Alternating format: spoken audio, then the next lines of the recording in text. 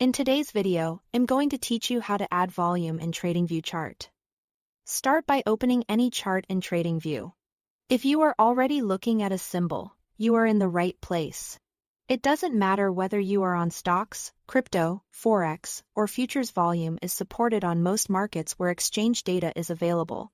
Make sure you are on a time frame that suits your analysis, because volume is always tied to the interval you are viewing.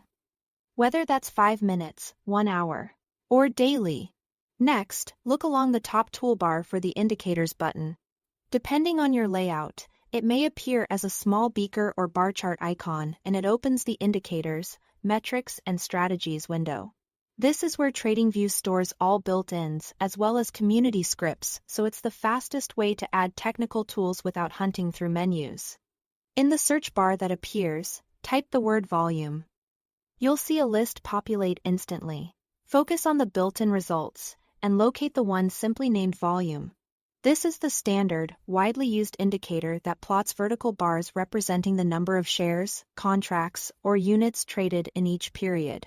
It's the most straightforward way to assess participation and confirm price moves. Click the standard volume indicator once. Tradingview will add it to your chart immediately. You don't need to refresh or apply anything else.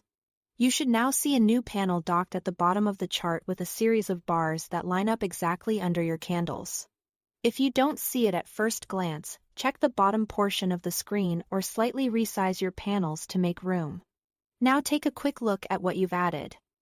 The height of each bar reflects how much trading occurred during that candle.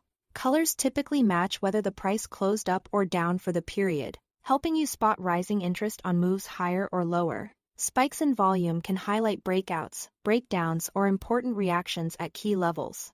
Remember, higher timeframes tend to smooth out noise, while lower timeframes show more granular bursts of activity. That's all to it. Thanks for watching.